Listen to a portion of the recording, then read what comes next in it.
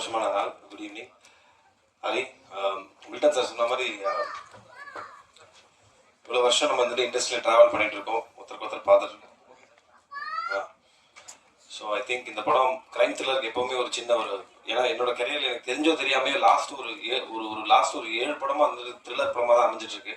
So அதுக்கு ஒரு சின்ன மினிமம் கேரண்டி இருக்குது. கரெக்டான ஸ்க்ரீன் பிளேயோட ஒரு அழகான ஒரு ப்ரமோஷன்ஸ் இருந்ததுன்னா அந்த படம் மினிமம் கேரண்டியாக ஓடும். அது எல்லாமே இந்த படத்தில் இருக்குது. அண்ட் டைட்டில் டிசைனுமே ரொம்ப நல்லா இருக்குது, 4th floor. So wishing you all the best.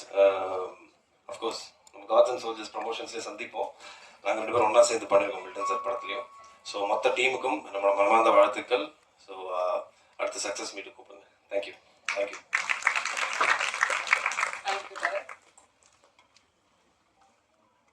சினிமாவில் சொல்லி மாலா ஞாபகங்கள் நற்பெரும் நினைவுகளோடு இயக்குனர் சேரன் அவர்களை உங்கள் முன் பேச அழைக்கிறோம்.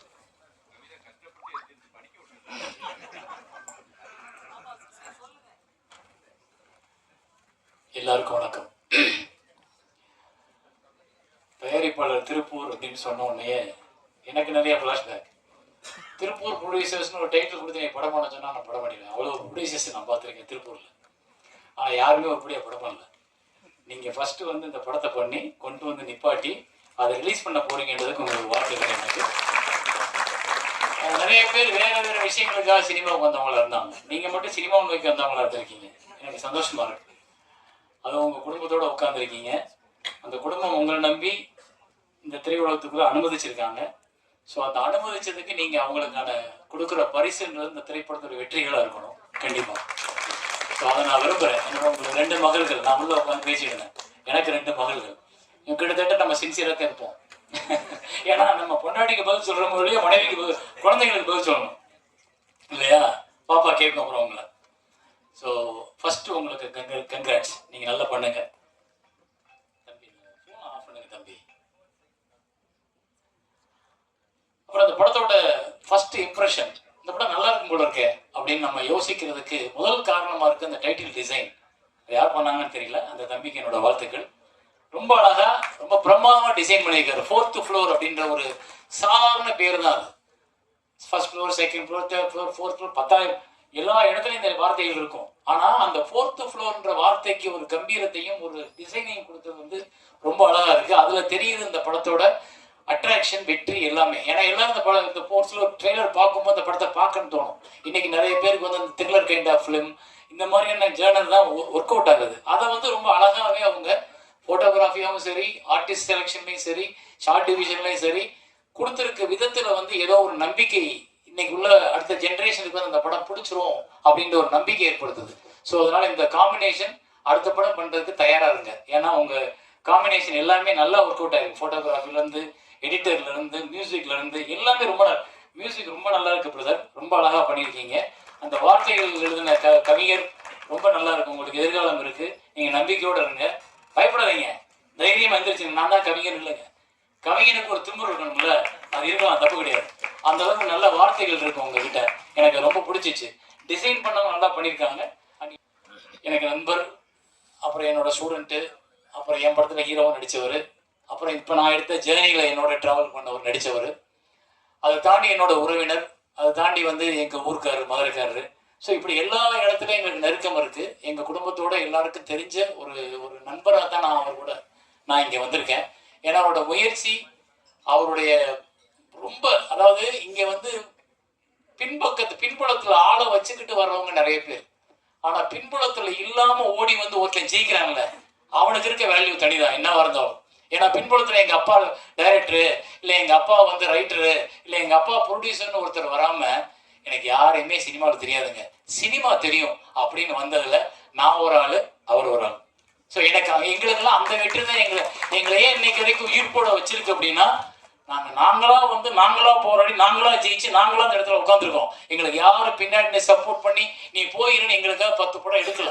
ஒவ்வொரு படத்துக்கும் சுசீந்திரனுக்கும் அதே மாதிரி தான், அவருக்கு இதே மாதிரியான இப்படி வந்தவங்க பாருங்க, தொடர்ந்து இண்டஸ்ட்ரியில படம் பண்ணிக்கிட்டே இருப்போம். ஏதோ ஒரு ரூபத்துல, ஏதோ ஒரு இடத்துல நாங்க எங்களுடைய படங்கள் மூலமா உங்ககிட்ட பேசிக்கிட்டே இருப்போம். அப்படி ஒரு ஆளா நான் ஆரியை பார்க்குறேன். எனக்கு ஆரியை வந்து முதல் படம் நான் ஆடும் கூத்து அப்படின்னு ஒரு படம் பண்ணும்போது, அந்த படத்துல டிவி சந்திரன் டைரக்டர், அவர் வந்து என்கிட்ட கேட்டார், எனக்கு இந்த கேரக்டர் பண்ணுறதுக்கு ஒரு நல்ல முகம் வேணும், ஒரு நல்ல பையன் வேணும் அப்படின்னு கேட்கும்போது, எனக்கு ஒரு ஆட்டோகிராஃபில் நடிக்க வந்தவரை நான் கூப்பிட்டு எனக்கு ஃபிசிக்கல் ட்ரெயினராக வாங்க, நான் ஒரு 72 கிலோ 76 கிலோவாக இருந்தேன். இப்போ அதை வந்து எனக்கு ஷூட்டிங் போகிறதுக்கு இன்னும் 10 நாள் 15 நாள் தான் இருக்குது, எனக்கு 12-13 கிலோ குறைக்கணும் ஆறினேன். சார் 15 நாளில் 13 கிலோவா எப்படி குறைக்கிறதுன்னு? ஆனால் குறைச்சோம், தவம் மாதிரி குறைச்சோம். ஏன்னா அவர் என்னை வந்து சக்கையாக புழிஞ்சிருவார். ஸோ ஒரு ஒர்க்கில் உள்ள டெடிக்கேஷன் எனக்கு நான் அன்னைக்கு பார்த்தேன். ஸோ இந்த பையன் வந்து இந்த டைரக்டரை காக்கா பிடிச்சிக்கிட்டா பின்னாடியே இருக்கலாம், நாளைக்கு ஒரு படம் பண்ணிடலாம்னு நினைக்காம நம்ம நடிக்க தான் போனோம். ஆனால் ஒரு டைரக்டர் என்னை இதை மாற்றுன்னு சொல்லி கொடுக்குறாரு. அந்த வேலையில் நான் சின்சியராக இருக்கணும்னு அதுக்காக சார்ட்டு போட்டு கிட்டத்தட்ட ஒரு 15-20 நாளில் 13 கிலோ குறைச்சேன் நான். எனக்கு அது ஆச்சரியமாக இருந்தது. இன்னைக்கு யாருமே குறைக்க முடியாது, எப்படியுமே குறைக்க முடியாது. அது வந்து என்னன்னா அந்த ஆட்டோகிராஃப் சக்சஸ்ல அது ஒரு பார்ட். அது அந்த படம் சக்சஸ் ஆகணுன்றதுக்காக நடந்த ஒரு அதிசயம். அன்னைக்கு நான் 65 கிலோ குறைஞ்சது, இன்னைக்கு நான் அதுக்கப்புறம் கூடவே இல்லை, அதே வெயிட் அப்படியே மெயின்டைன் பண்ணிட்டே இருக்கேன். அதுக்கு காரணம் நீங்க தான். அந்த டெடிக்கேஷன் என்னாச்சு, அவரை வந்து நான் ஆடும் கூத்து பண்ணும்போது ஆடும் கூத்துல சரி ஆடியை அறிமுகப்படுத்தலாம். அவர் கூட டிவி சந்திரன் பெரிய டைரக்டர், அவர் மலையாளத்தில் நேஷனல் அவார்டு வாங்கின பெரிய டைரக்டர். அவர் மீரா ஜாஸ்மினுக்குலாம் நேஷனல் அவார்டு வாங்கி கொடுத்துருக்காரு. அவர் தான் அந்த ஆடும் கூத்து படத்தை எடுத்தார். அப்புறம் பாதியில் அவங்க படம் முடியாமல் போகும்போது நான் எடுத்தேன். ஆனால் அதுக்கு முன்னாடியே நான் அவரை வந்து நடிகரை அறிமுகப்படுத்தணும். ஆனால் அது ஒரு பெரிய வாய்ப்பை தேடி கொடுத்துடல, அது ஒரு பெரிய அங்கீகாரத்தை கொடுத்துடல. ஆரி நல்லா நடிச்சிருக்காரு, ஆரி வந்து நல்ல நடிகர்னு உடனே 10 பேர் தேடி போயிடல. அப்போ நமக்கு ஒரு தளர்ச்சியும், நமக்கு ஒரு தோல்வியை பற்றிய பயமும், நமக்கு வந்து ஒரு எதிர்காலம் பற்றிய பயமும் வரும். அந்த பயத்தை ஓவர் கம் பண்ணி ஒவ்வொருத்தனும் வந்து தன் முதல் தோல்வியை ஒரு மனிதன் கடந்துட்டான்னா எத்தனை தோல்வியும் கடக்கிறதுக்கான கம்பீரம் தைரியம் அவனுக்கு வந்துடும். அந்த முதல் தோல்வியை கடந்தனும் தான் ஆரி. அந்த முதல் தோல்வியை கடந்ததுனாலதான் இன்னைக்கு அவர் தளராமல் அடுத்து அடுத்து அடுத்து அடுத்துன்னு பண்ணும் பொழுது இப்ப இந்த படத்துல பார்த்தா ஆக்சுவலி தனஞ்சயன் சார் சொன்னது ரொம்ப உண்மை. அவ்வளவு பெர்ஃபெக்டா உள்ளுக்குள்ள உட்கார்ந்துருக்காரு. ஸோ இது இன்னி தொடர்ந்து அவருக்கு நிறைய படங்களை உருவாக்கும், நிறைய படங்களை கொண்டு வரும். தனியா நீங்க நிக்கிறதுக்கான ஒரு வாய்ப்புகளை இன்னும் நிறைய உருவாக்கும் இந்த சினிமா. இங்க போய் எந்த சிக்னல் என்னன்னு எப்படி திரும்பி எப்படி கொண்டு போய் மக்கள்கிட்ட சேர்ப்போம்ன்றத தெரியாத ஒரு புதிர் இருக்கும் போது இந்த புதிர் விடுவிக்கிறது ரொம்ப சிம்பிள், ரொம்ப சிம்பிள். ஒரு கட்டுப்பாடு, ஒரு ஒழுங்கு, எல்லாரும் பிழைக்கணும்ன்ற ஒரு நல்ல சிந்தனை எல்லாருக்கும். அதை வந்து தயாரிப்பாளர்கள் ஒன்றுபடுத்த முடியலையா, தயாரிப்பாளர் சங்கம் அதை முயற்சி பண்ணணும். தயாரிப்பாளர் சங்கத்துல வந்தவொன்னும் ப்ரொடியூசருக்கு ஒரு பணத்தை கட்டி 1 லட்சம் ரூபாய், எவ்வளவு சார், 1 லட்சம் ரூபாய் கட்டி மெம்பர்ஷிப் போடுறோம். என்ன கேரண்டி? நான் ஏன் இந்த 1 லட்சம் ரூபாய் கட்டணும்? இந்த 1 லட்சம் ரூபாய் கட்டினால எனக்கு என்ன பயன்? நான் உங்ககிட்ட எதிர்பார்க்கறது ஒண்ணுதானே, என் படத்தை நான் எடுத்துட்டேன் சார், எனக்கு நல்லபடியா தியேட்டரை ஃபிக்ஸ் பண்ணி ரிலீஸ் பண்ணி கொடுங்க சார்ன்றது மட்டும்தானே ஒரு நான் கேட்கிற கேள்வி. எனக்கு நீங்க கொடுக்குற பொங்கல் காசு தேவையில்லை, நீங்க கொடுக்குற கூட்டம் போடுற ஒவ்வொரு விஷயம் எனக்கு தேவையில்லை. நான் எல்லாரும் கூட்டம் அட்டன் பண்ண முடியாது. நீங்க பாதுகாப்பா உன்னை வச்சு அதுல தலைவர், செயலாளர், பொருளாளர் உட்காந்துருக்கீங்க. அப்ப நீங்க இதை சிரத்தையோட அடுத்து எந்த கட்டத்துக்கு கொண்டு போகணும்? சரி, தயாரிப்பாளர்கள் சொன்னா தியேட்டருக்காரங்க கேட்கல. தியேட்டருக்காரங்க அவங்களோட லாபத்தையும் அவங்களோட வருமானத்தையும் அவங்களுக்கு தியேட்டர் டெய்லி ஃபில் ஆகுன்றதை மட்டும்தான் பாக்குறாங்களே ஒழிய இது ஒரு நல்ல படம், இதை திரையிட்டுருவோம், இதுக்கு 1 வாரம் டைம் கொடுப்போம் யோசிக்கிறது இல்லை. ஏன்னா முன்னாடி எல்லாம் பிக்சட் ஹையர் அப்படின்னு ஒரு சிஸ்டம் இருந்தது. 1 வாரத்துக்கு தியேட்டர் நான் வாடகைக்கு எடுத்துட்டு என் படத்தை ஓட்டிக்கலாம். 1 வாரத்துக்கு அப்புறம் ஹோல்ட் ஓவர் விழுகலைன்னா அவன் தூக்கிக்கலாம். அதை விட்டுட்டு இன்னைக்கு 70-30 65-55 வந்ததுக்கு அப்புறம் அவங்க லாபம் சம்பாதிக்கிறது, தயாரிப்பு லாபம் சம்பாதிக்க மட்டும் பாக்குறீங்க. யார் சம்பாதிக்கிறீங்க? மெயினா இருக்கிற ஒரு 10 ப்ரொடியூசர், 10 நடிகர்கள், 10 டைரக்டர்ஸ் பண்ற படங்கள் மட்டும்தான் ஓடுது. சின்ன பிள்ளை தெரியாமலே கை தட்டுது. நீங்களாம் தட்ட மாட்டீங்க, என் நடிகர்கள் நமக்கு நாளைக்கு வேணும். அப்ப அந்த பெரிய நடிகர்கள் பட்டமே ஓடுது, அவங்களுக்கு மட்டும்தான் தியேட்டர் கிடைக்குது அப்படின்னா அப்ப சின்ன தயாரிப்பாளர்கள் என்ன பண்ணணும்? சரி, ஓடிடின்னு ஒரு பெரிய நம்பிக்கை வந்துச்சு. அந்த நம்பிக்கை என்னாச்சு? நம்மளை பூரா தூக்கி உள்ள சப்ஸ்கிரைபரா போட்டதுக்கு அப்புறம் அவங்க சொல்லிட்டாங்க நான் படம் வாங்குறது இல்லை, இனிமே நீங்க தியேட்டர்ல ஓட்டிட்டு கொடுங்க. அப்பா தியேட்டர் ஓட்டல இருந்தா உங்ககிட்ட வர்றோம், நீ வாங்க மாட்டேன்னா அப்ப நாங்க என்ன பண்றது? அப்ப இங்க ஒரு முறைப்படுத்துறதுக்கு ஒரு அதிகாரம் வேணும். அந்த அதிகாரம் எங்க இருக்குன்னா அரசாங்கத்துக்கிட்ட இருக்கு. அரசாங்கம் எல்லாரும் வரி கட்டுறோம், நானும் வரி கட்டுறேன், இந்த படத்தை வேலை பார்த்தா வரி கட்டியிருப்பாங்க, இந்த தயாரிப்பாளர் இவ்வளவு செலவு வரி கட்டியிருப்பாரு, இந்த வரி ஒரு அரசாங்கத்துக்கு போகுது. அரசாங்கத்துல சிறு தயாரிப்பாளர் இருந்து பயன்பெறுது அப்படின்றப்போ அந்த சிறு தயாரிப்பில் வெளியே வந்து பிழைக்கிறதுக்கு ஒரு வழியை அரசாங்கம் ஏற்படுத்தி கொடுக்கணும். அது அரசாங்கத்தின் கடமை. வரி வாங்குறதுக்கு நீங்க கட்டாயப்படுத்துறீங்கன்னா அப்ப நான் பிழைக்கிறதுக்கு ஒரு வழியை உருவாக்கி கொடுங்க, அது உங்கள் கடமை. அப்ப அந்த இடத்துக்கு நீங்க கூப்பிட்டு பேசுங்க. சிறுத்தை நீங்க தான் தியேட்டர் கூட வச்சிருக்கீங்க உங்க கண்ட்ரோல்ல. நிறைய பேர் வந்து அந்த ஒரு 10 பேர் தான் கண்ட்ரோல் பண்ணிருக்காங்க தியேட்டர்ஸை. அப்ப நாங்க சொன்னா அவங்க கேட்க மாட்டாங்க. அப்ப நீங்க என்ன பண்ணணும், எம்ஜிஆர் அப்படின்னு ஒரு முதலமைச்சர் இருந்தார் முன்னாடி. அவர் நம்ம ஊர்ல வந்து டப்பிங் படங்கள் நிறைய வந்துகிட்டு இருந்துச்சு. அந்த டப்பிங் படங்கள் வரும் பொழுது தமிழ் படங்கள் காணாமல் போகிற வாய்ப்பு உருவாச்சு. எல்லாரும் வந்து ஜாக்கி சான் தமிழ் பேசுறத பார்க்க ஆரம்பிச்சோம். அப்ப எம்ஜிஆர் என்ன பண்ணாரு, கூப்பிட்டு ஒரு ஆர்டர் போட்டார். எந்த திரையரங்கங்களும் கண்டிப்பாக 90 நாட்கள் தமிழ் படம் போட வேண்டும். அப்படி போடலாம் லைசன்ஸ் ரத்துனாரு. அதுதான் இன்னைக்கு சிறு திரைப்படங்களுக்கு 3 மாசம் ஒதுக்கி கொடுங்க. அது எந்த 3 மாசம் தான் பரவாயில்ல, 9 மாசம் நீங்க பெரிய படங்கள் எல்லாத்தையும் போட்டுக்குங்க. 3 மாசம் சிறு தயாரிப்பாளர்களுக்காக மட்டும் தியேட்டர் ஒதுக்குங்க. அந்த நேரத்தில் பெரிய படங்கள் வரக்கூடாது. அப்படி வராம இருந்தா 700 தியேட்டர் இருக்கும்போது 100 தியேட்டர் 150 தியேட்டர் பிரச்சா கூட ஒரு வாரத்துக்கு 6 படங்கள் வெளியாகும். 3 மாசம்னா நான் ஒரு மாசம் 4/24, 3 மாசம்னா 72 படம் ரிலீஸ் ஆகும். 72 ப்ரொடியூசர் வாழ்வாங்க. அப்ப இந்த திட்டத்தை யார் போடுறது? அப்ப இந்த திட்டத்துக்கு யார் முன்னாடி போய் கேட்கறது? நான் மட்டும் போய் கேட்டேன்னா நான் ஒரு அரசாங்கத்துக்கு எதிரான ஆவேன். ஆனா என் கூட்டமா போய் நம்ம கேட்டோம்னா அரசாங்கத்துக்கான பிரச்சனையாக மாறும். மீடியா அண்ட் பத்திர நண்பர்களுக்கு வணக்கம். மனோ கிரியேஷன்ஸ் ராஜா சாரோட 4th ஃப்ளோர். ராஜா சார் நானும் சேர்ந்து ஒரு படம் பண்ண வேண்டியது ஒரு டிஸ்கஷனில் போனோம். பட் நல்ல மனிதர், நல்ல ப்ரொடியூசர். ஒரு கதைக்கு என்ன தேவையோ கரெக்டாக பண்ணிடுவார். கண்டிப்பாக அது வந்து கொஞ்சம் குறைங்க ஏற்றுங்க அப்படி சொல்லுவார்ல. திருப்பூர்ல வந்து ஒரு படம் பண்ணிட்டு நான் போனோம்னு சொல்லாமல் குடும்பத்தோட ஃபுல் சப்போர்ட்டோட ஒரு நல்ல படம் பண்ணியிருக்காரு. இதில் முக்கியமான விஷயம் வந்து லக்ஷ்மணன் ப்ரோவும் எனக்கு வந்து கேமராமேன் நல்ல பழக்கம் தான், ரொம்ப வருஷமா நல்ல நண்பர். இதையும் தாண்டி இன்னைக்கு வந்த முக்கியமான காரணம் என் மச்சான், என் நண்பர் ஆரிக்கா தான் நீங்கள் வந்திருக்கேன். 2002 நாங்கள் 2 பேருமே மிஸ்டர் சென்னை ஃபைனலிஸ்ட் நாங்கள் ஆரம்பித்தோம் மாடலிங்கில். ஆரிக்கு ஞாபகம் இருக்கும் அந்த மேடை. அதுக்கப்புறம் ஆரி வந்து பிக் பாஸ் போயிட்டு டைட்டில் வின் நடித்தார். ஒரு ட்ராக் சேரன் சார் சொன்ன மாதிரி இன்ஸ்ட்ரக்டராக வந்தார். மிக கடினமான உழைப்பாளி, நல்ல நடிகன், நல்ல நண்பன், நல்ல மனிதர்.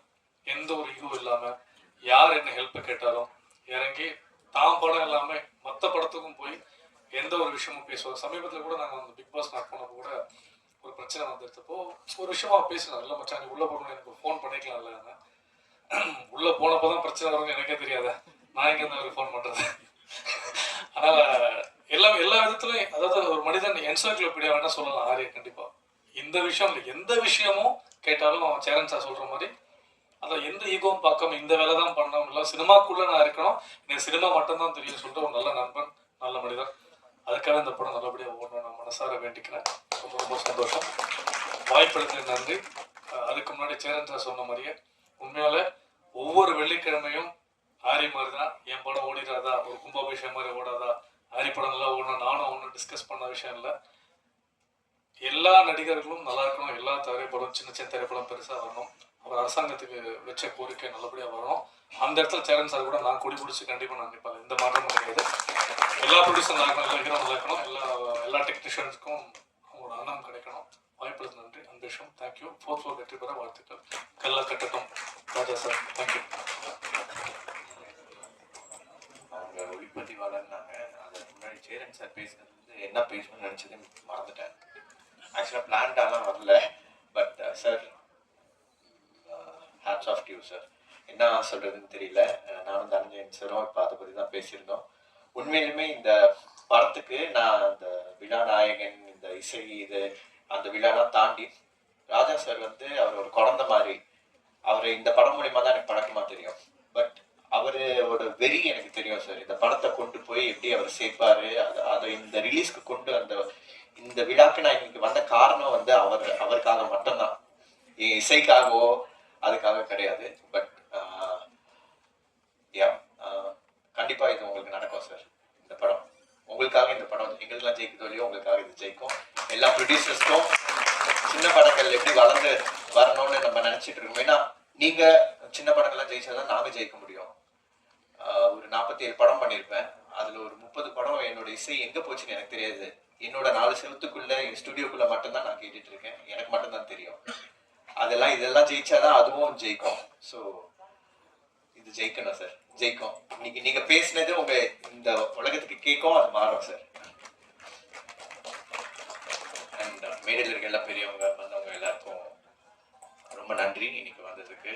இவங்க தான் been big directors, producers, big inspiration, lot of respect for them. And இன்னைக்கு வந்து ரொம்ப நாளாக நான் ஆரி ப்ரோவோட ஒரு படம் பண்ணணும்னு நினச்சி அது இவ்வளோ வருடங்கள் கழித்து எனக்கும் அவருக்கும் நடந்திருக்கு. It's more like a brother to me. எல்லாமே சொன்ன மாதிரி the most dedicated sincere actor, not only in acting, அவர் சாப்பிட்ற சாப்பாடுலேருந்து டைமிங்லேருந்து அவர் பேசுகிற வார்த்தைகள்லேருந்து எல்லாமே யோசித்து ரொம்ப நிதானமாக இருக்கக்கூடிய ஒரு மனிதர். I learnt lots from you இந்த படத்துலேருந்து. Very happy to be working with you this மூவிங்க. இந்த படத்துலேயே இருக்கிறதுலேயே ரொம்ப ஒரு பேஷண்ட்டான ஒருத்தர்னா நம்ம டைரக்டர் தான். பின்னாடி போய் உட்காந்துட்டாரு. ஓ சாரி. நிறைய தடவை நான் ஸ்டுடியோக்கு போய் வேலை செஞ்சதோட அவரை தான் என் ஸ்டுடியோவில் போய் உட்காந்துருக்காரு. அதுக்கு நான் அவளை வெயிட் பண்ண வைக்கல சார்.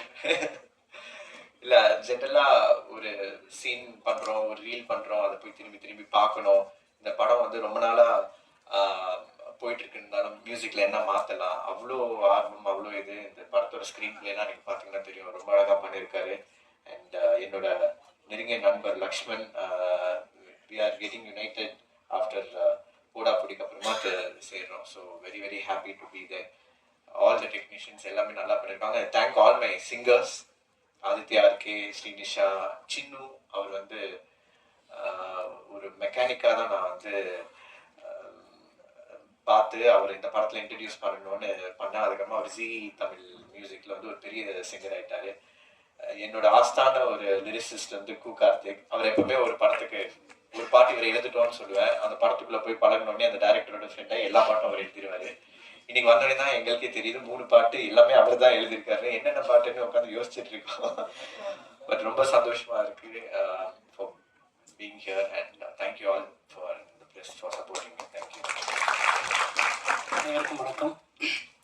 மேடையில் வைத்திருக்கிற அத்துணை சிறந்த திரை ஆளுமைகளுக்கும் என்னுடைய அன்பார்ந்த வணக்கங்கள். 4th ஃப்ளோர் இந்த படத்தை பொறுத்த வரைக்கும் தரண்குமார் அவர் தான் என்னுடைய இந்த படத்துக்குள்ளே கொண்டு வந்தார், மியூசிக் டைரக்டர். அவருடைய எல்லா படங்கள்லையும் எப்படியாவது ஒரு பாடலாக எழுதிடுவேன். ஸோ அப்படி ஆரம்பிச்சு தான் அந்த பயணம். ஸோ அதுக்கப்புறம் இயக்குனரை சந்திச்சதுக்கப்புறம் இயக்குனர் வந்து முதல்ல ஒரு பாடலுக்காக வந்தோம். அதுக்கப்புறம் எங்களுக்குள்ள ஒரு நல்ல ஒரு பிணைப்பு இருந்தது. அதுக்கப்புறம் எல்லா பாடல்களும் இதில் எழுத வேண்டியதாக இருந்தது. எல்லா பாடல்களும் இந்த படத்தில் எனக்கு பொறுத்த வரைக்கும் எல்லாமே ஒரு மெலடியாக கிடைச்சிது. ரொம்ப இயக்குனர் வந்து நல்ல தமிழ் வரிகளை விரும்புகிற ஒரு இயக்குனராக இருக்கார். சார் எனக்கும் அது ரொம்ப சந்தோஷமாக இருந்தது இந்த படத்தில் பாடல்கள் எழுதினது. அதுவும் இல்லாமல் தரண்குமார் பற்றி நம்ம சொல்லி ஆகணும். சரி, நான் முதல் முறை இப்போ 4th ஃப்ளோர் டைட்டில் இருந்தாலும் நம்ம கிரவுண்ட் ஃப்ளோரில் தான் நம்ம அது ஆடியோ லான்ச் பண்ணுறோம். அந்த மாதிரி கிரவுண்டடாக இருக்கிறது எப்போவுமே வெற்றி தான். ஒரு கிரவுண்டடாக இருக்கிறதுன்றது எப்போவுமே வெற்றி. அந்த மாதிரி தரண்குமார் நான் முதல் முறையை 5 வருஷமாக நாங்கள் பழகிறோம். முதல் வாட்டி எப்படி மீட் பண்ணும்போது எவ்வளோ கிரவுண்டடாக இருந்தாரோ இன்னைக்கு வரைக்கும் அப்படியே ஒரு நண்பராக இருக்கார். ஸோ எனக்கு அவருக்கும் நன்றிகள். ஸோ நான் பார்த்து ரசித்த சிறந்த ஆளுமைகளாகிய சுசீந்திரன் சார் வந்திருந்தார். நான் அவர் ஏற்கனவே அவர்கிட்ட பேசியிருக்கேன். சேரன் சார், எல்லாருக்குமே நன்றிகள். அதுவும் இல்லாமல் ஆரி சார் அவர் வந்து முன்னாடி அவர் நடித்த படங்கள்லையும் எழுதியிருக்கேன். இதுக்கப்புறம் வர படங்கள்லையும் நான் பாடங்கள் எழுதிட்டு இருக்கேன். அதுவே எங்களுடைய ஒரு சிறந்த ஒரு திரைப்பயணமாக நான் பார்க்குறேன். இந்த படத்தில் எனக்கு வாய்ப்பளித்த தயாரிப்பாளர்களுக்கும் இசையமைப்பாளர்களுக்கும் இயக்குனர் அவர்களுக்கும் என்னுடைய மனமார்ந்த நன்றியை தெரிவித்துக்கிறேன். நன்றி. எல்லாருக்கும் வணக்கம். என் பேர் பிரசீதா குமரன். ஒரு படம் அப்படிங்கிறது வந்து பார்த்தீங்கன்னா ஒரு மரத்துக்கு கீழே எவ்வளோ அந்த மண் ஸ்ட்ராங்காக இருக்கும், அந்த மாதிரி ஒரு தயாரிப்பாளர்களும் அந்த மரம் அந்த வேர் தான் வந்து ஒரு இயக்குனர்களும் அந்த மரத்தில் இருக்கிற ஒரு கிளைகள் தான் இங்கே ஒர்க் பண்ணுற ஹீரோ ஹீரோயின் எல்லாருமே. இலை வந்து நம்மள மாதிரி இருக்க ஆடியன்ஸ் தான் வந்து இங்கே இருக்கிற இலைகள். அது கொட்டுதேன்னு சொல்லி சேரன் சார் சொன்னார் இல்லையா, படம்லாம் சிலது போல வரலன்னு. அது இருந்திருந்தா கொஞ்சம் கேட்டிருப்பாரு. இலை வந்து கொட்டதாங்க செய்யும், ஆனால் திரும்பவும் முளைச்சி வரும். ஸோ இங்கே இருக்கிற தயாரிப்பாளர் சங்கத்தில் இந்த மாதிரி இஷ்யூலாம் இருக்கிறதுனால தான் நான் லாஸ்ட் டைமும் செயற்குழு உறுப்பினராக நின்று இந்த மூலமாக நிற்கிறோம். அவர் ஆசைப்பட்ட மாதிரி நாங்கள்லாம் அங்கே போய் உட்கார்ந்தோம்னா யாரும் வந்து ஒரு சேர் கூட கிடையாது. ஸோ ஒரு தயாரிப்பாளருக்கான ஒரு மரியாதை எதுவுமே அங்கே இல்லை. அதெல்லாம் கேட்கணும் அப்படின்றதுக்காக தான் இந்த முறை நான் வந்து நாமினேஷன் பண்ணியிருக்கேன். ஒரு 5 பேர் இண்டிவிஜுவலாக நிற்கிறோம். நிறைய டீம்லேருந்து எங்களையும் கூப்பிட்டாங்க. சேரன் சார் வருத்தப்பட்ட மாதிரி அது சில விஷயங்கள்லாம் நடக்கணும் அப்படின்றதுக்காக மட்டுமே இந்த முறை நான் நிற்கிறோம். இண்டிவிஜுவலாக 5 பேர். நிறைய பேர் வந்து கேட்டாங்க, நாங்க இவ்வளவு பெரிய ஆளுங்க, நாங்கெல்லாம் நிக்கிறோம், நீங்க எப்படி நிக்கிறீங்க, நிக்க முடியுமா, ஜெயிக்க முடியுமா அப்படின்றாங்க. ஒரு ஒரு படத்துலயும் சாதாரணமா ஏதோ ஒரு கிராமத்துல இருந்து தனியா வந்த ஹீரோ இயக்குனர்கள் தான் வந்து இங்க இவ்வளவு பெரிய வெற்றியை கொடுத்திருக்காங்க. நாங்களும் 5 பேர் இங்க தயாரிப்பாளர் சங்கத்துக்காக என்னென்ன பண்ண முடியுமோ, சின்ன சின்ன தயாரிப்பாளர்களுக்கு படம் ரிலீஸ் பண்ண முடியாம அவங்க எல்லாருக்கும் எல்லாம் நல்லது செய்யணும்னு தான் வந்திருக்கேன்.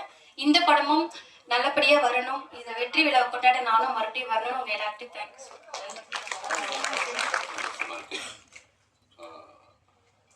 இன்னும் ரொம்ப முக்கியமான காரணம் அப்படின்னா வந்து என்னுடைய நீண்டகால நண்பர் லக்ஷ்மண் இந்த படத்துக்கு ஒளிப்பதிவு செஞ்சிருக்கா. அப்படி வெண்ணிலா கபடிக்குழு திரைப்படத்துக்கு அப்புறம்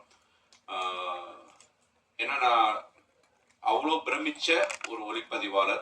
முதல் திரைப்படத்துல இருந்து அதுக்கப்புறம் நாங்கள் 2 பேரும் சேர்ந்து நெஞ்சில் துணி இருந்தாலும் ஒரு படம் பண்ணோம். சினிமாவை ரொம்ப அதிகம் நேசிக்கக்கூடிய நான் பார்த்த சில மனிதர்கள்ல லக்ஷ்மண் ரொம்ப ரொம்ப முக்கியமான ஒருத்தன். சினிமாவை தவிர வேறு எதுவுமே பேச மாட்டாப்பி. ஸோ லக்ஷ்மண் இந்த படத்தில் ஒளிப்பதிவு பண்ணதுக்கு வந்து ரொம்ப மகிழ்ச்சி அடைகிறேன். அப்புறம் வந்து சுந்தர் வந்து நான் வந்து உதவி இயக்குனராக வாய்ப்பு தேடிட்டு இருக்கும்போது அப்பவே வந்து நான் ஒரு அசிஸ்டன்ட் ரைட்டர்ஸ் நமக்கு பழக்கமானவங்க அப்படின்னு பார்த்தா சுந்தர் ரொம்ப முக்கியமானவர். ஹரிசாட்டியெல்லாம் ஒர்க் பண்ணியிருக்காரு. நிறைய எக்ஸ்பீரியன்ஸ் இருக்கக்கூடிய ஒரு மனிதர். இந்த திரைப்படத்தை வந்து அழகாக கையாண்டு ஒரு ரிலீஸ் வரைக்கும் கொண்டு வந்திருக்காரு. ஒரு திரைப்படத்தை அந்த ப்ரெஷர் ஹேண்டில் பண்ணி ரிலீஸ் வரைக்கும் கொண்டு வரதே மிகப்பெரிய சவால் ஒவ்வொரு இயக்குனருக்கும். அந்த வகையில் வந்து சுந்தரை நான் பாராட்டுறேன். கண்டிப்பாக இந்த படம் ஒரு டிஃப்ரெண்ட்டான ஒரு ஜானரில் ஹாரர் த்ரில்லர் அப்படின்னாவே வந்து எல்லாருக்குமே ஒரு சேஃப் ஜோன் இருக்கும். நிச்சயமாக இந்த திரைப்படம் மிகப்பெரிய வெற்றி அடையும். தயாரிப்பாளருக்கு என்னுடைய வாழ்த்துக்களை நன்றியும் தெரிவிச்சுக்கிறேன். மற்றபடி இந்த படத்தில் வந்து ஹீரோவாக நடிச்சிருக்க ஆரி எல்லாருக்குமே வந்து ஒரு சின்ன ஒரு ஊர்பற்று இருக்கும். நம்ம ஊரா அப்படின்ட்டு. அப்படி வந்து நான் பிறந்து வளர்ந்தது எல்லாமே பழனி. ஸோ அந்த பழனியிலிருந்து ஒரு ஹீரோ தமிழ் சினிமாவுக்கு வந்திருக்காரு அப்படின்னு நான் கேள்விப்படும்போது ரொம்ப மகிழ்ச்சி அடைந்தேன். ஆரிக்கும் என்னுடைய வாழ்த்துக்களை தெரிவிச்சுக்கிறேன். இந்த படம் மிகப்பெரிய வெற்றி அடைய என் மனமார்ந்த வாழ்த்துக்கள். தேங்க்யூ.